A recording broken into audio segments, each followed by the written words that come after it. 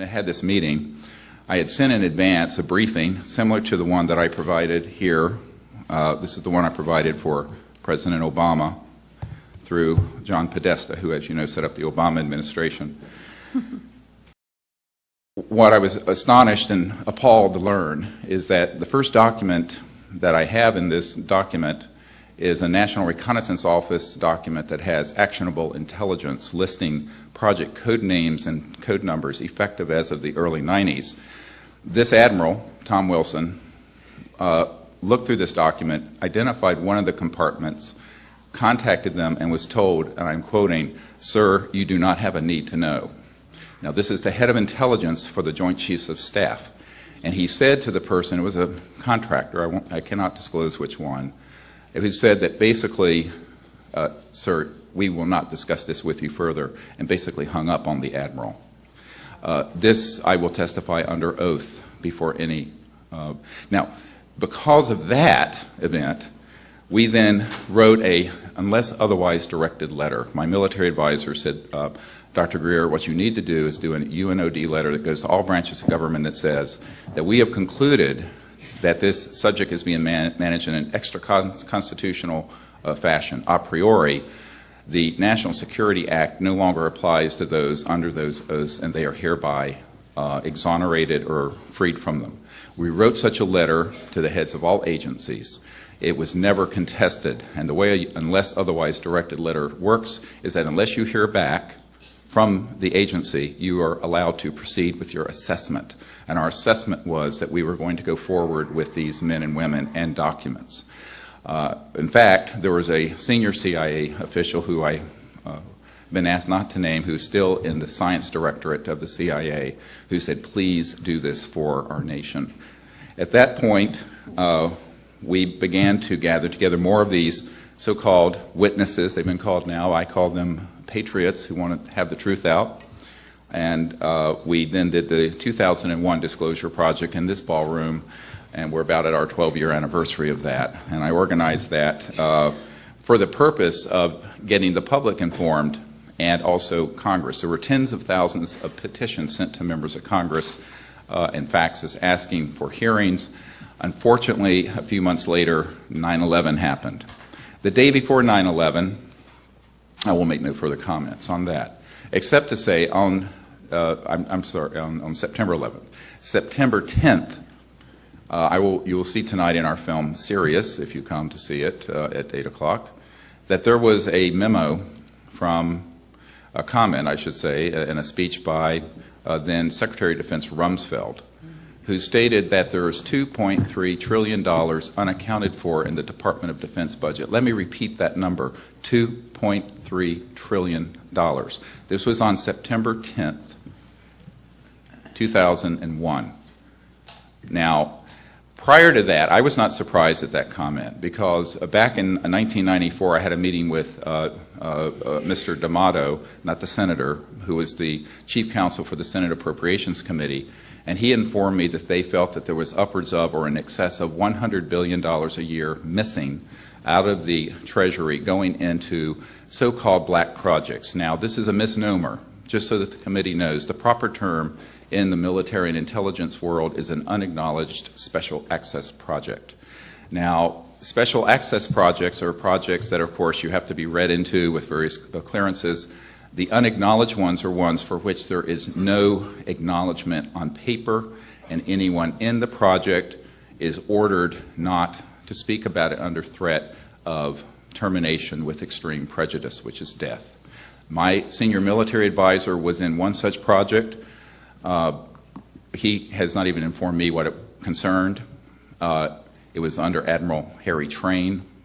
It was a $3 billion project. This is one project that was unacknowledged. So this is not a theory. This is how the deep national security state actually operates, that the members of Congress usually are not aware of. Now, in the ensuing years, since 2001, we have continued these briefings. We've had greater success in other countries. There are now more than 14 countries that have opened their UFO files. We've been very instrumental in this. I've worked with people at the Vatican, the French government. And what is also very exciting is that one of the most important documents in history, which I'll provide to the committee, is a document from the Ministry of Defense of France committing to my organization to engage in a long-term project to make peaceful contact with these quote-unquote visitors. This document has not been yet released. I will provide it to the committee, and there is great progress being made in other countries.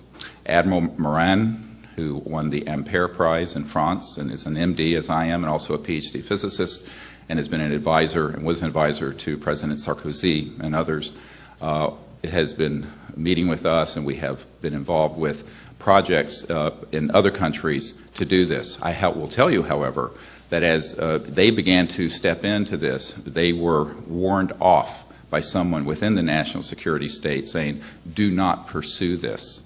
And so we went to France about 3 years ago, and we had an expedition to actually make contact with these extraterrestrial civilizations. And the Admiral later informed us that their radar tracked objects that came over the site at between 100,000 and 200,000 kilometers an hour. Now, what is fascinating about this is that the French were not deterred from doing this project with us, but they have to date remained fairly quiet. There is, therefore, progress being made in other G7 countries. As you know, we have a former Minister of Defense of Canada here who is very supportive, the Honorable Paul Hellyer. And what we find, however, is that the United States has remained a black hole of secrecy. Now, the reason for this is complex. One of the reasons is inertia. Once you go into an unacknowledged special access project, it's very hard to bring things out. Number two is that this is the crown jewel in America of the defense industry and the aerospace industry. My uncle was a senior project engineer at Grumman that became Northrop Grumman that put the first man on the moon with the lunar module. He worked on the lunar module, which is part of how I got involved with this. What I have found through my uncle and other contacts at Lockheed is that we have had, since about the mid-1950s, operational electromagnetic gravitic devices, basically in parlance of the pop culture anti-gravity devices that are deeply classified and are the next generation beyond rockets and jet aircraft. These are fully operational and not experimental. These have been used very discreetly. We have an enormous amount of information on this, including a facility, Norton Air Force Base, where we had Frank Carlucci, the Secretary of Defense for Ronald Reagan, was ushered in there, and some people who were with him, such as Brad Sorensen, have given us information and actually have helped us provide schematics and drawings for these so-called alien reproduction vehicles, a bit of a misnomer because in reality advanced anti-gravity research began with T. Townsend Brown in 1929. We'll get more into this on Friday. The key point here is that the technologies that would give us a new civilization without oil, without gas, without coal, without nuclear power are extant. They already exist, they've been developed, and it is a matter of the utmost national security and world peace and justice that we bring these sciences out and start a new chapter in the human experience. Thank you.